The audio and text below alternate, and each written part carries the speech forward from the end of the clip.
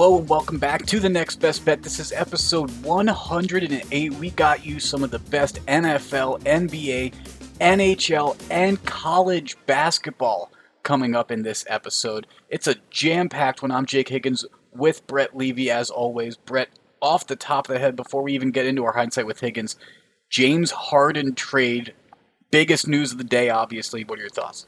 Yeah, I mean, that's a crazy story, Higgins. James Harden, Oladipo, LeVert, Jared Allen, a bunch of first-round picks all on the move. So there will be lots of roster turnover in the next few days here, Higgins. Lots of players, 4 different teams. Betting implications, we'll talk about that in a little bit. First, a recap of how we did last episode. I went 4-2. I still have a pick out there because the Packers, I took the early line. That line didn't move in my favor, to be honest. I could have potentially waited. But overall, I am 2.41 units up on the seasons or on the year so far. Yeah, and that's a great job, Higgins. And I'm a little cold, so I was rooting for you to heat up. I'm going to need that love now because I need anything I can get, Higgins. And for the second episode in a row, neither of us with the pick of the pod or the Levy lock. I'm a little colder on that streak, though, so we'll see if we get that luck changed around in this episode as well. Maybe with what our Beginner's Boulevard's going to be. It's a puck line, and that's basically the spread of hockey in a sense, and this is based off of how many goals are scored in a given hockey game. Yeah, and it's really similar to the run line in baseball, Higgins. It's that typical 1.5 you see with the VIG or the juice, however you want to call it, varying in the situations. Widely varying, typically with a rather high positive odds and a rather low return in favorite for the puck line. And then let's get into our NBA, though. Back to that Harden trade. 4 teams tied in with this. The Nets, a lot of players on the move with James Harden on the way. How long till you can trust any of these 4 teams, Brett? Well, I guess immediately the Nets won immediately versus the Knicks. So, in all honesty, it'll take some time for these guys to get adjusted. LeVert, for instance, going to the Pacers, he had been coming off the bench for Brooklyn. He'll be starting now again. He started before, but it'll be a little bit of an adjustment. New team, new role. Jared Allen had been starting for the Nets. I'm not sure what his role will be for the Cavs, so we'll have to see and watch there. With the Rockets, your franchise player just left, so obviously there will be some role changing there as well. And then with the Nets, you got to find a way to incorporate all 3 of those guys in your offense, although with the Kyrie news, I guess just 2 of those guys. Well, and the Harden news took up a large majority of the day. There were some other teams that were also mentioned as potential trade targets. I know Philadelphia, Ben Simmons, and Maxi's name were specifically mentioned as possible options. I saw sources saying Simmons is actually very relieved he wasn't traded and he loves Philadelphia. I was potentially worried about animosity when you potentially have names brought up and then they don't get traded. What's it like in the locker room after that? But maybe Philadelphia's best off keeping the chips as they are with Simmons, Embiid, and Harris, which is a trio of their own. Yeah, no, they're really good. Seth Curry's been great for them. He has some COVID issues, so that's really the only thing that's slowing him down.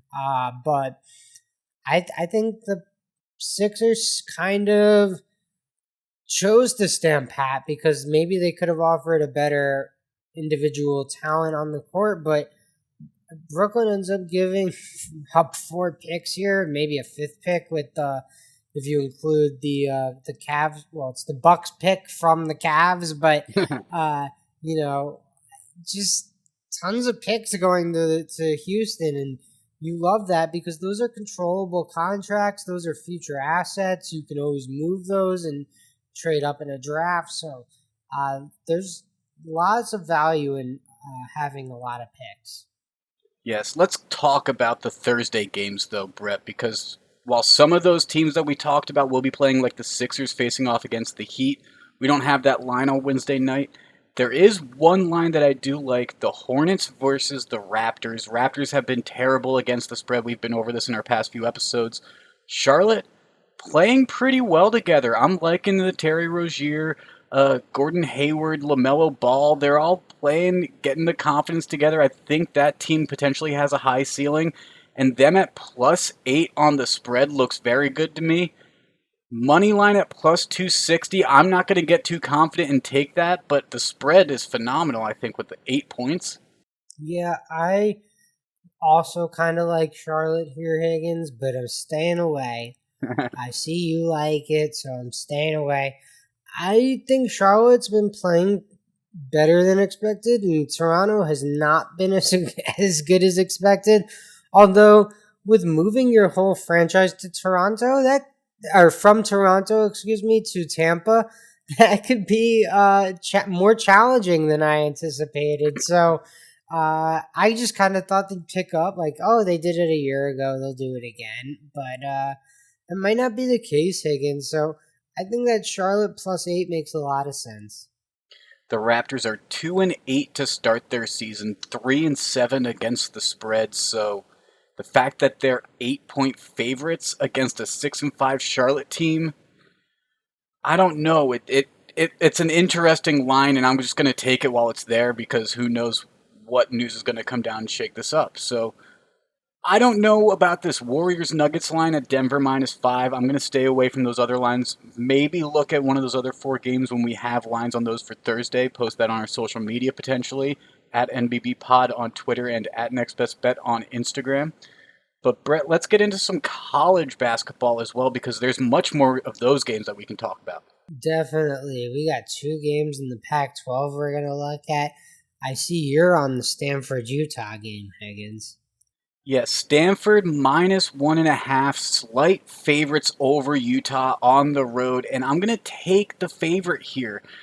Now, this is a basic 50-50 toss-up of a game that's 8-3 versus a 4-5 team, but Stanford, they're 4-1 against Pac-12 teams. Utah's only 1-4 against Pac-12 teams right now, so I'm going to stay with the team that's playing better in conference early on in the season and see that the Cardinals take it. Yeah, I think Stanford's the better team in that one. I'm on a different Pac 12 game, though, Higgins. Washington travels to USC. USC had an impressive win a week ago against Arizona State. So they're the home team versus Washington. This one, Washington's been a disappointment this year, Higgins.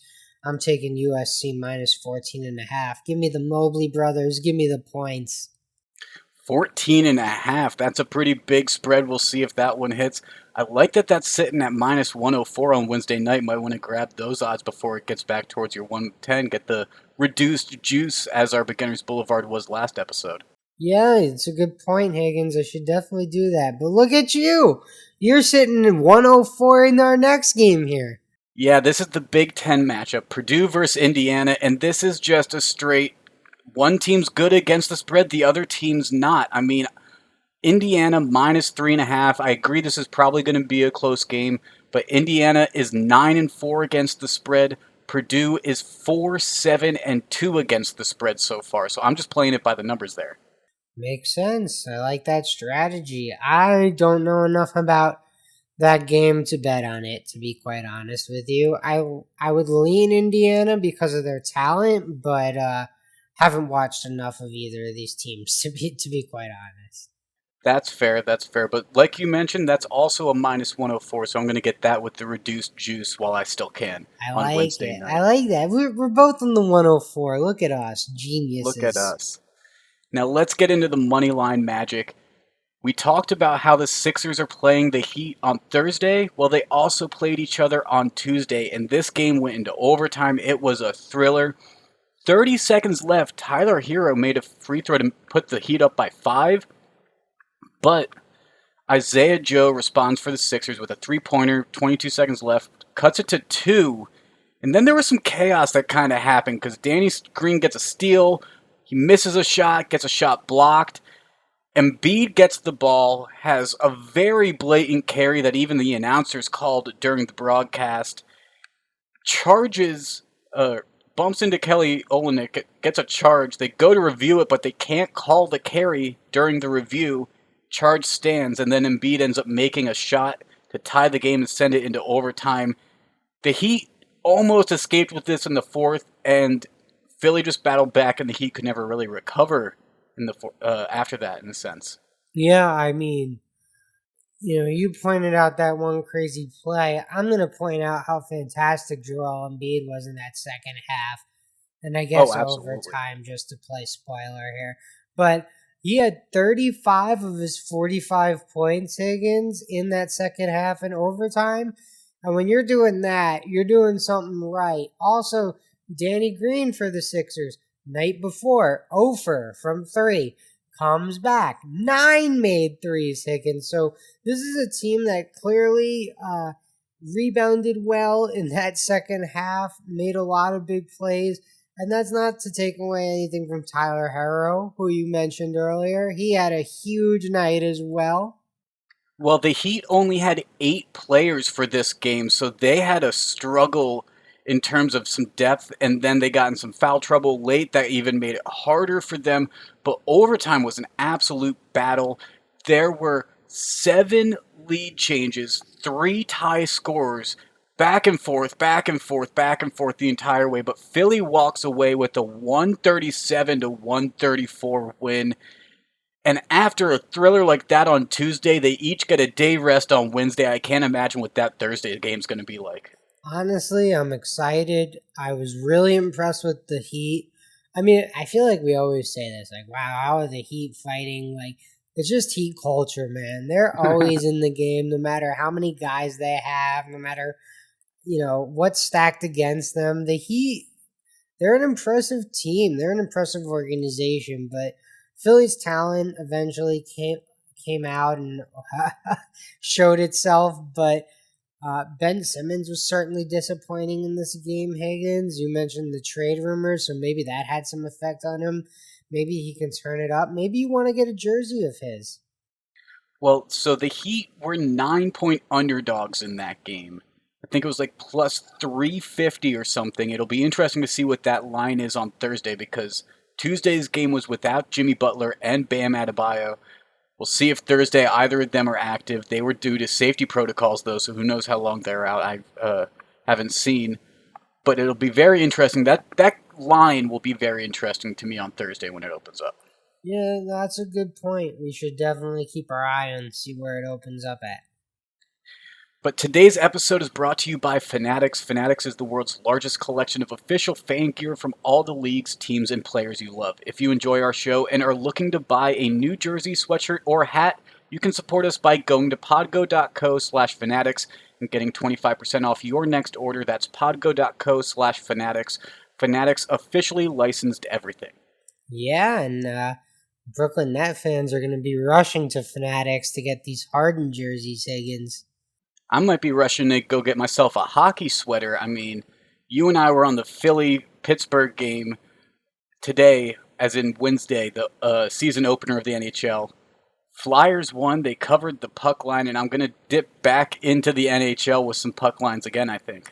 Yeah, I took an L in that one. You took a dub. I'm happy for you though because your team won. I'm hoping my team will give a nice win. But did you see this nice offer from FanDuel during that opening game, Higgins? They boosted the Crosby prop, and Crosby scored kind of a fluky goal, you thought. Yes, well, so it was great hand-eye coordination by Sidney Crosby because he knocked the puck out of the air, but it was kind of fluky because it wasn't the best play by Carter Hart to shoot it out in that scenario. He should have wrapped it around the boards most likely, but he's a young goalie. It's a learning experience. Great hand-eye coordination by Sidney. It was just a right place, right time type of scenario. That's what I mean by it was a fluky goal. Yeah, and well, it was a boosted odds prop, so I'm sure FanDuel felt the same way as you. And another guy that's kind of good with those goals might help me with a pick of mine is Alexander Ovechkin. and that's why I'm going to be taking Capitals -1.5 over the Sabres in their opener on Thursday. Now, the Caps, they're pretty good. Sabres, I got to see what I know about them this year. They already have a player on the injured reserve, though, Brandon Gould. So it'll be interesting to see how they do already with the defenseman short. Alexander Ovechkin, late goal, potential empty netter, -1.5 at +181. I love it. Yeah, well, fair enough. I think that's a fair play because Washington's better than Buffalo. Although Buffalo made some interesting signings this offseason, they improved that offense. Not sure if they're at the level of Washington yet, to your point. So, an empty netter could get it done for you, Higgins. I'm going the homer route, though, that you took on opening night. Rangers Nothing wrong. Islanders. Yeah, thank you. I appreciate that. Rangers Islanders. Rangers are the home team in this one, Higgins. You can't take the Islanders at the Garden. Can't take Islanders at the Garden. No, you just can't do it. So Rangers -105 on the money line. Count me in. The Igor era starts up. It's the Sturkin era, whatever you want to call it. Uh, Alexis Lafreniere makes his debut in the Garden. So big night for the Rangers. We're excited, and I'm ready to get this season underway. But you're not going to go full send, full Higgins with the puck line. You're going money line? I went money line. Yeah, it wasn't worth it for the puck line for me. I just need a win in this one, Higgins. I just need to be feeling good about my team. I don't need to be, I don't need to have the opportunity to lose. I need my team to win. I win. We all go home happy. There we go. And a home win is a great way to start the season. Flyers 6-3 win over Pittsburgh. Great way to start their season on Wednesday. And then I have one more NHL pick, Brett, for Thursday. And Detroit Red Wings were so bad last year that they have to prove they can win a game at all before I have any confidence betting on them, let alone not betting against them. And so I'm taking the Carolina Hurricanes, who have impressed me over the past couple of years. I think that they will get off to a good start against an easy Detroit Red Wings team again. So I'm going to take them on the puck line as well, -1.5. And those odds show it might be more likely to happen because it's only +143. Yeah, I kind of like that one a lot as well, Higgins. Simply because Detroit was not very good a year ago, and I don't know. I'm not gonna bet on them opening night. Like, I agree. I agree. Now, looking at some of these other lines in these three games that we talked about, the over/under in the Islanders Rangers game, I think gives a lot of credit to an unknown goalie with the Islanders, right? I mean, it's at 5.5, and it's a goalie that not a lot of American bettors have seen. yeah, but I mean, we've spoke about him on the podcast. So, like, people are aware. He was supposed to be the best goalie, not in the NHL. He's here. He's playing for the Isles, so we'll see what happens. Sorokin is his name, Ilya Sorokin. So Yes. we'll see what happens there. The Rangers have a new goalie this year. It's no longer Lundqvist. We got Igor Shesterkin. So, I mean, he was our goalie a lot of last season, I guess, Higgins. So, not completely unknown, but certainly a new era for both of these teams. Yeah, that over/under 5.5 at -101 as we're recording. Might be at 6 by Thursday morning. I wouldn't be surprised to see that. 6.5 is where a lot of these hockey over/unders are going to be most of this year. Yeah, right around there. Let's get into our NFL picks, though. And Brett, just to recap off of episode 107, I did take the opening line on the Packers at -7. But like I said at the top of the show, this worked against me because the line is now Green Bay -6.5.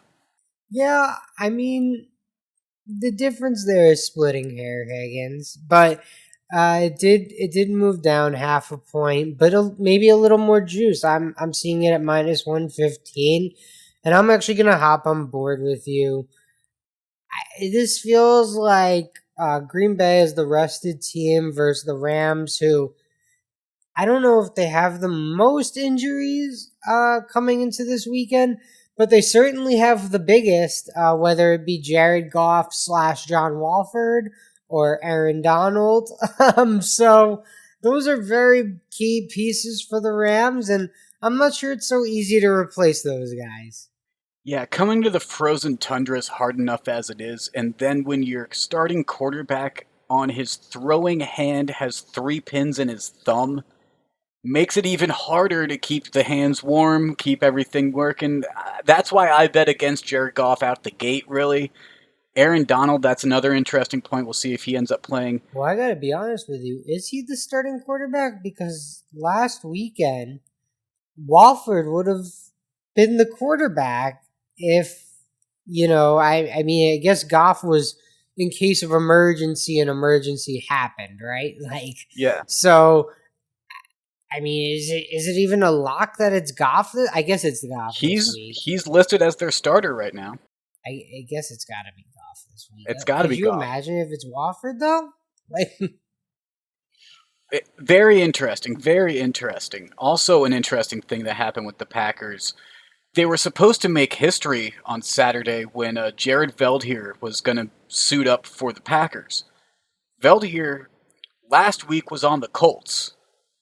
And because of the special COVID protocol, practice squad players able to suit up for games, it made it so that he was immediately able to be signed by the Packers this week after that Colts game. And so Veldheer played for the Packers last year, familiar blocking for Aaron Rodgers, but he tested positive for coronavirus, unfortunately. So, yeah. wow, crazy story. Was going to be the first and only player to suit up for 2 different teams in the same playoffs in the same year, but he's not going to be able to suit up this weekend, unfortunately. Well, they'll have to figure out what they're going to do at left tackle now. That's big for the Packers. Maybe I don't want to place that bet. No, I'm still in it. I'm still taking Rodgers, Devontae Adams, Aaron Jones, all those guys at home. Uh, who knows? Weather could be a factor. I don't know if Southern California Jared Goff really wants to be playing in Green Bay, Wisconsin in January. No one wants to play in Green Bay, Wisconsin in January except for the Packers and only the Packers. And even some of the Packers are probably like, it's pretty damn cold right now. Well, you know what's interesting, Higgins? Lamar Jackson might be playing in his first snow game in the NFL, and he openly admitted that His first he's snow not game ever. ever, period. He's from Southern Florida. He didn't play in a single snow game in his few years in the ACC, I believe. Yeah, I mean, I guess so. Okay, first game ever. I not sure he openly admitted he's not looking forward to it in the playoffs. So Buffalo -3 sounds pretty good to me. I know you wanted to take it, but you did me a favor. You stayed off of it for the Pillars, and I thank you. And Amanda thanks you because if we killed her team, that would have been tough. I agree. Now, an interesting note about these two teams, they are both 11-6 against the spread this year. That is an interesting note. So they're both very good against the spread. Identically good. Yeah, but the fact that it's not a full field, like the fact that it's not 3.5, and it's like the full field goal, but I can push, makes me feel good about this number. Now, another spot in this game that I think I'm looking at, this over-under. Both of these offenses can be explosive. Okay. Buffalo's defense is the only thing that's keeping me from taking that over right now, because I do have a lot of respect for that secondary. But 50, I could see more than 7 touchdowns being scored in this game. Yeah, the snow has me thinking under, but who knows? Snow could cause sloppy defense, so it could really go either way. It really could. I mean, running the ball, Lamar's great at running the ball. What if he So finds is out he Josh likes Allen. playing in the snow? What if he likes playing in the snow? Well, then he'll be mad he grew up in Florida. Let me tell you, there are states where it starts snowing in September, Higgins. There are some states that it starts snowing in September. That is true. Neither of those places will have a game on Sunday, though. I mean, Kansas City, maybe it's a little cold, maybe it's snowy. Not quite sure. It's going to be 41, not planning on snow. But I will tell you, Brett, In their past 8 games, Kansas City has not covered the spread. Yeah, that's a long streak. That would that would have me nervous if I was trying to back this KC -10. They're 0-7-1. They pushed against the Chargers with that overtime field goal. Do you Or know sorry, the against New Orleans. do you know the last team they covered against Higgins? The Jets. Uh, all right, so you I'm knew. sorry, I'm looking at it. I'm sorry. Oh, it's okay. I knew offhand. It was a fun trivia question. Anything that bashes the Jets, I could tell you offhand. But I am going to be on Cleveland +10 because the Chiefs haven't covered the spread recently. And with my passionate speech about the Browns last week, how can I not back them again? Browns all the way. I said it. I am hitching my bandwagon to the Browns. I am riding it all the way. I can't take the money line on this podcast confidently enough, so I am taking the spread on the podcast. Maybe I will find myself sprinkling on the money line closer to the day if I get confident. But Cleveland +10 sounds pretty good against a team that hasn't been able to cover recently. Yeah, I wouldn't bet on Cleveland to win the game, but +10, I think you laid out all the numbers and all the reasons why. So Cleveland +10, I think, is the play here. Higgins, and kind of like you're doing for me with Buffalo, just staying off that one for you, man. Good win. and Hopefully, then knock on wood. and then we have the old timers. How's the NFL going to do the old timers like that, making them stay up late Sunday night? They want to be up early Monday morning, I'm sure. Come on now. You got Tom Brady and Drew Brees, the two 40-plus-year-olds, facing off against each other Sunday night. Bucks and the Saints. And Brett, we mentioned it last episode about how hard it is to beat a team 3 times in a row, but I think the Saints are going to do it again. And -3, I'm comfortable enough taking that. I'm okay with it potentially being a push with the field goal win at the very end. Wouldn't be surprised if it's a very close game.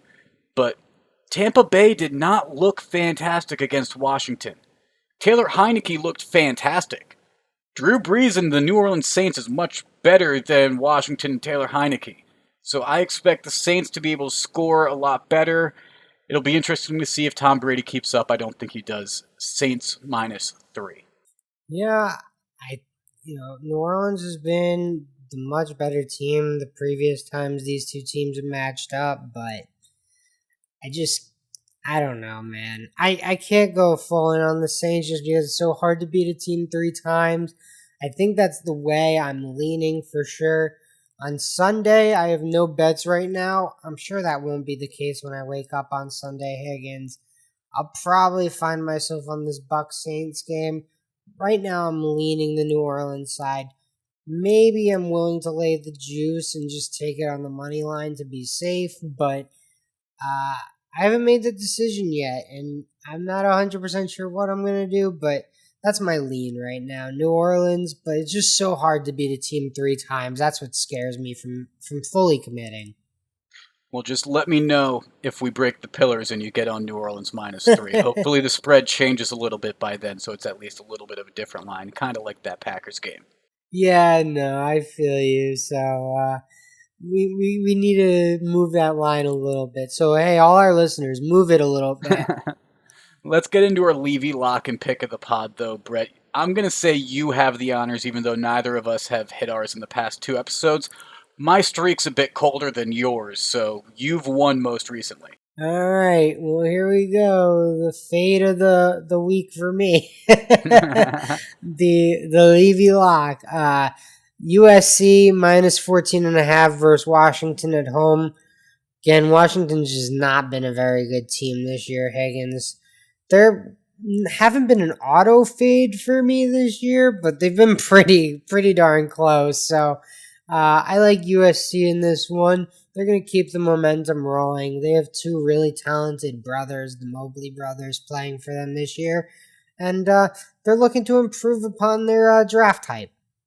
Well, and you said the 2 words that I was thinking of. Auto fade.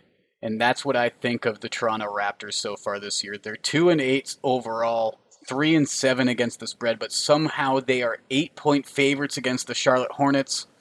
I don't buy it. Taking Hornets +8 Taking the spread, not getting greedy with the money line. Just Hornets +8. There we go. So now we know what to fade. But make sure to follow us on social media. We'll be posting pics in between now and when we record on Sunday night for our next episode. At MBB Pod on Twitter, at Next Best Bet on Instagram, and the Next Best Bet Facebook page and YouTube channel. This has been episode 108 of the Next Best Bet. For Brett, I'm Jake. We'll talk to you again after the weekend.